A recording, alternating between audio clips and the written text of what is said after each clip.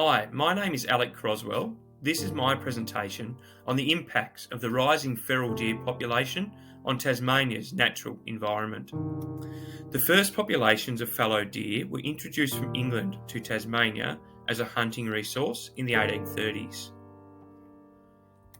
The numbers have grown considerably since their introduction and have risen dramatically in the last 50 years, from approximately 7,000 in 1970 to as high as 83,000 in 2019, with deer now occupying 27% of the state's land. Deer now reside in the Tasmanian Wilderness World Heritage Area, where they destroy native vegetation and habitat. The deer thrive in Tasmania as they have no natural predators and there are strict policies on hunting. Fallow deer are a danger to Tasmania's environment as they reduce plant and seedling diversity and reduce the biomass of grasslands. Male fallow deer thrash and rub their antlers, killing and damaging native Tasmanian snowgum trees, as well as shining gums, cassinia, silver peppermint trees, and helichrysum shrubs. Deer also damage and reduce the habitat of Tasmania's native ground-dwelling birds. The ground parrot, Richard's pipit, spotted quail thrush, painted button quail, and brown quail have their eggs and nests destroyed by trampling and grazing deer. Deer also trample the habitat and decimate the food supply of native marsupials, including the critically endangered Tasmanian devil and eastern quoll. They also impact the common wombat and native species of wallaby and kangaroo.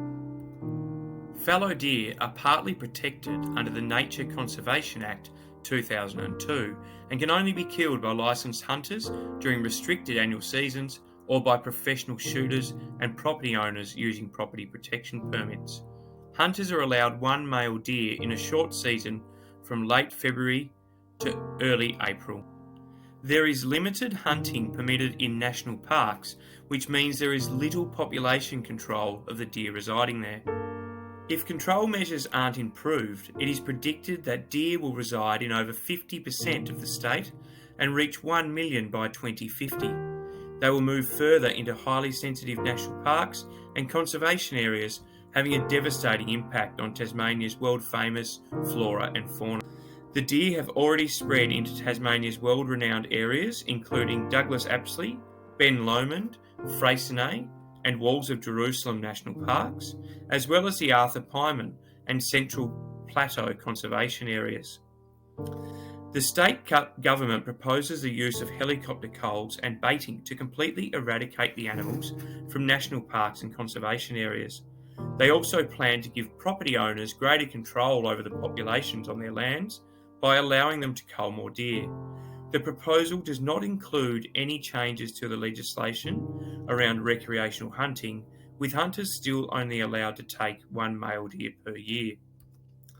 The state government must make more areas accessible for recreational hunting and increase bag limits and season lengths as a sustainable way to control the population, in addition to planned culls. Government restrictions on the sale and production of fallow deer meat needs to be eased, as it is currently illegal to sell or trade wild deer meat.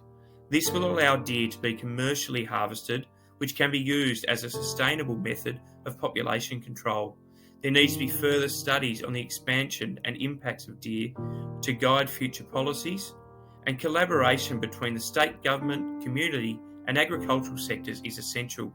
We must act now to control the fallow deer population and save Tasmania's majestic natural environment.